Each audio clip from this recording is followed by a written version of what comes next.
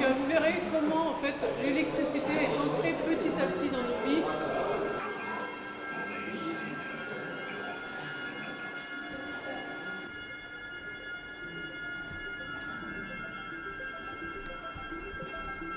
Et c'est grâce à notre centre apparu au Moyen-Orient.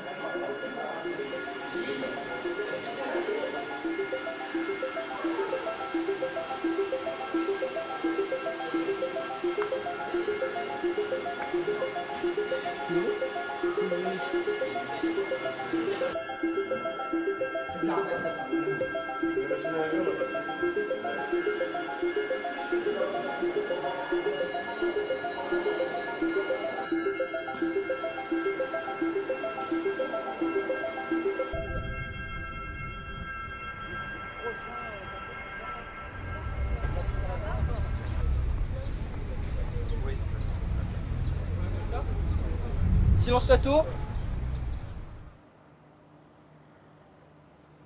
Bonjour, je m'appelle Elke, je suis guide à Saint-Nazaire Agglomération Tourisme et je présente le site entre autres d'Airbus Montoire de Bretagne, donc Airbus Atlantique. Quelle est l'histoire d'Airbus à Saint-Nazaire et à Montoire de Bretagne? Alors pour Airbus Saint-Nazaire Montoire de Bretagne, il faut remonter un petit peu dans les années 1920. Durant l'entre-deux-guerres, il y avait très peu de commandants et ils ont donc décidé les chantiers, alors il y en avait deux, chantier de Pinouette et chantier de la Loire, d'essayer de construire des hydravions, donc appliquer le savoir-faire naval aux avions. Et donc, ils m'ont créé un premier site qui est à Saint-Nazaire. Alors, il y a un cockpit d'ailleurs, qu'on peut voir sur Airbus Atlantique Saint-Nazaire qui nous permet de montrer l'endroit historique. Et puis, dans les années 1930, cette fois-ci, ils ont créé un autre site Airbus, donc Montoire de Bretagne, site de Caen.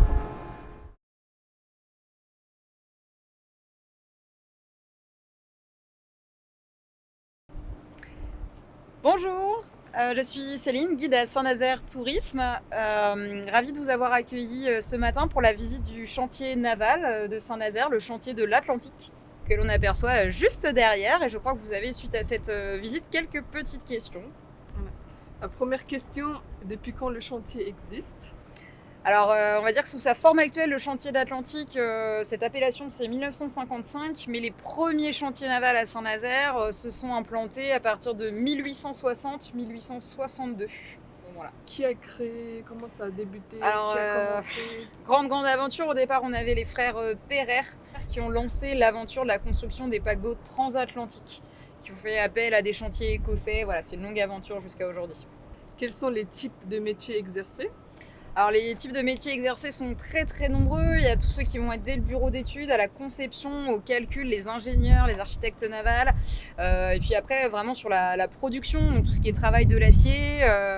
On va avoir bien sûr après les soudeurs, les électriciens. Vraiment, on a tous les corps de métier, les peintres qui sont très nombreux aussi. Donc il y a énormément de métiers différents. D'accord. Quelle est la principale construction ou quels sont les types de navires construits? Alors aujourd'hui, si je vous parle vraiment aujourd'hui, en 2022, on est principalement sur la construction de paquebots de croisière, comme on peut l'apercevoir derrière nous. Voilà, en ce moment, ce sont des paquebots de croisière qui sont construits ici, ainsi que des navires militaires pour la Marine nationale française, comme on aperçoit aussi derrière, et également des sous-stations électriques pour les champs éoliens en mer. C'est la production actuelle, mais par le passé, il y a eu des paquebots transatlantiques et il y a eu aussi des navires pétroliers et quelques méthaniers aussi. Est-ce que vous savez le nombre de constructions qui ont été réalisées? Alors on va dire que depuis, si on prend les débuts dans les années 1860, oui, il y a eu plusieurs centaines peut-être de navires construits ici. Et est-ce que le chantier a-t-il beaucoup d'impact au niveau de l'environnement? Alors c'est un site industriel, donc forcément c'est une problématique qui est à prendre à bras-le-corps, entre guillemets. Le chantier de l'Atlantique travaille sur un certain nombre de projets pour améliorer, on va dire, l'impact écologique et énergétique de ces paquebots de croisière. Donc il y a effectivement le passage au gaz, il y a la mise en place de scrubbers pour filtrer les fumées au moment de la sortie par les cheminées. Voilà, il y a tout un tas de choses qui sont mises en place dans ces navires-là pour réduire l'impact. En Italie, ou Bayernwerft en Allemagne et en Finlande. Vous connaissez bien les morceaux d'éoliennes en mer qu'on a à côté de nous, les morceaux de mât, pour préparer la future installation en mer. Sur votre gauche, c'est là où généralement les bus font leur demi-tour. Effectivement. Et c'est vrai que c'est un navire vraiment très impressionnant pour une capacité d'accueil de 9000 personnes.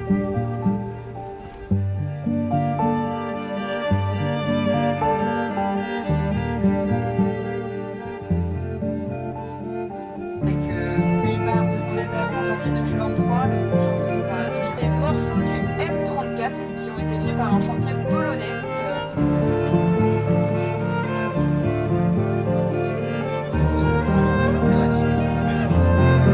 La question se pose.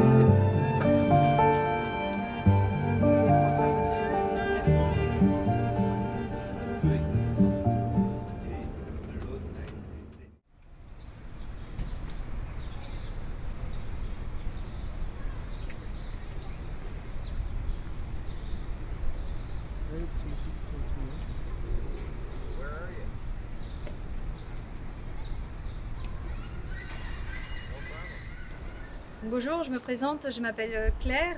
Mon rôle ici à la centrale de Cordemais est de présenter le site au public. Vous êtes ici sur une centrale thermique à flamme qui a été mise en service en 1970 et qui possède 5 installations de production d'électricité. Les 3 premières installations fonctionnaient au fioul et ont été définitivement arrêtées. Elles ont ensuite été complétées par l'installation de 2 installations fonctionnant au charbon au milieu des années 80 et qui sont toujours disponibles vis-à-vis du réseau pour répondre aux périodes de pic de consommation en complément des installations à énergie renouvelable et également en complément de la production d'électricité nucléaire.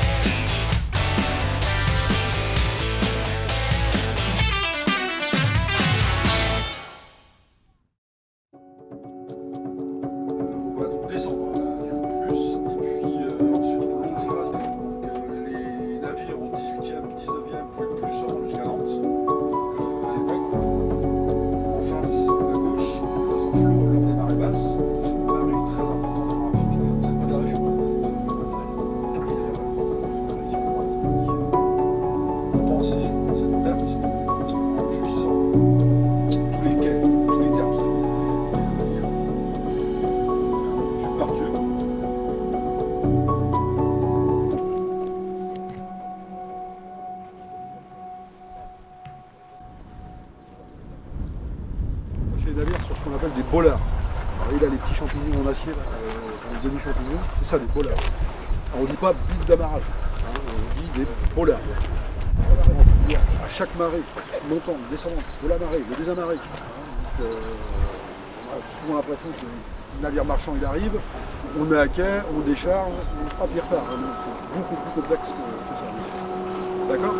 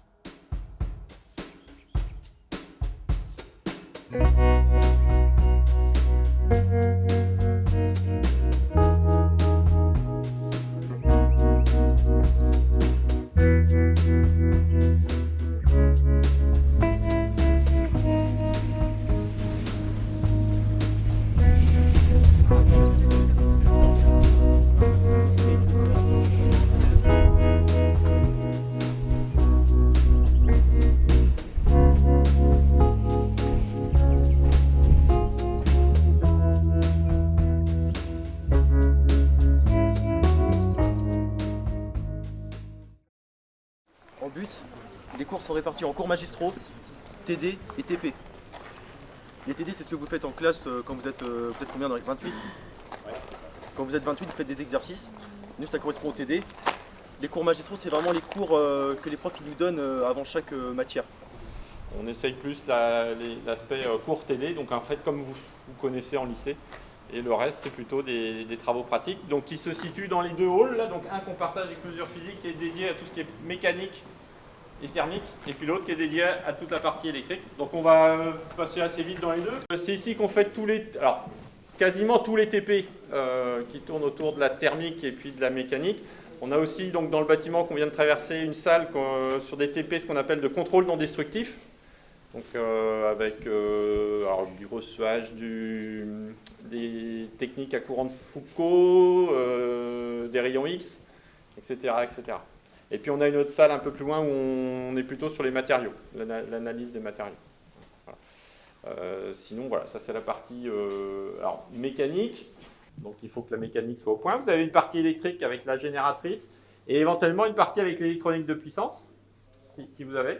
Et éventuellement, vous pouvez avoir de l'informatique, parce que votre éolienne, maintenant, on cherche à la communiquer avec elle, via par exemple un téléphone, savoir qu'est-ce qu'elle produit, à quelle vitesse elle tourne. De quel pays viennent les pièces et par quels moyens ? Les pièces que vous avez pu voir, donc les pièces de propulsion nucléaire qui vont équiper les sous-marins, l'intégralité vient de franco-français pour des histoires de souveraineté. La plupart des pièces, ou quasiment tous les pièces et les fournisseurs viennent de France. D'accord. Est-ce que vous avez envisagé une idée de propulsion écologique ? Alors déjà la propulsion écologique, la propulsion nucléaire, elle est écologique par essence parce qu'elle est décarbonée, elle n'émet pas de CO2, comme la propulsion, comme la production d'énergie nucléaire. Donc j'ai envie de dire que la première réponse. Et après, il y a la partie de propulsion à pile à combustible, à hydrogène. C'est aussi extrêmement propre, ça produit que de l'eau. Il y a la recherche et développement et il y a aussi un système qui est opérationnel et prêt à être commercialisé, qui a été testé, qui s'appelle AIP, Air Independent Propulsion. Vous pourrez aller voir sur Internet. C'est aussi un système qui est extrêmement vertueux et écologique. Alors le client principal, c'est la Direction Générale de l'Armement, pour le client final qui est la Marine Nationale. Donc le financement, il est par le client, entre guillemets, mais il faut savoir que les études aussi sont financées par la Direction Générale de l'Armement. Comme les études peuvent durer plus d'une dizaine d'années, il y a aussi des jalons d'études et des jalons financés. Ce n'est pas de l'autofinancement pour l'ingénierie. Donc l'entreprise ne finance pas ses propres recherches et ne vend pas derrière. Il y a d'abord un client extérieur qui... En général, sur ces gros programmes, c'est pareil dans l'aéronautique, c'est sur des tranches, c'est sur des jalons où sont débloquées les différentes tranches d'un programme. Mais il y a aussi des programmes qui sont autofinancés, la recherche et développement autofinancés sur fonds propres de Naval Group pour prévoir les sous-marins, les porte-avions, les frégates du futur.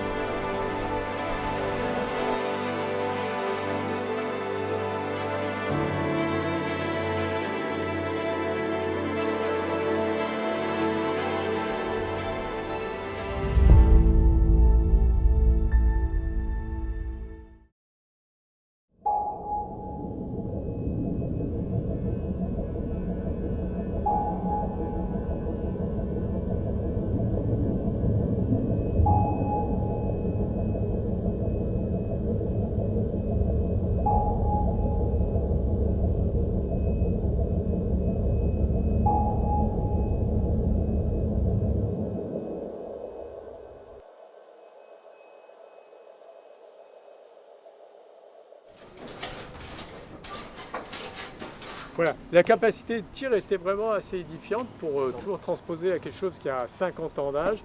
C'était jusqu'à 450 coups à la minute et donc des obus de 20. Et pour la portée, donc quand ça devait rentrer sur la tôle de blindage, c'était jusqu'à 800 mètres, hein, ça vous faisait un trou. Et là, il est sur son berceau, là, au repos, et l'objectif, ça va être de le mettre, comme on le voit sur la photo de la cabine de manœuvre, à l'eau. Là, il est en gris, hein, mais bon, ça va être l'objectif, c'est de le mettre à l'eau. Pour le mettre à l'eau, il va falloir trouver des engins assez costauds, parce que ça pèse quand même 7 tonnes. En 1957, on ne comptait pas trop sur l'écologie. Je crois que vous êtes en développement durable, parce qu'on a dit. Hein. Oui. Donc l'écologie, ça n'existait pas. Donc ce qui signifie que quand on faisait un bateau et conception de machine, on ne regardait pas du tout la consommation. Peu importe, ça ne comptait pas. Ce qui fait que ce bateau-là, il consommait toutes les heures, je veux dire, 3 tonnes de fuel lourd pour avancer.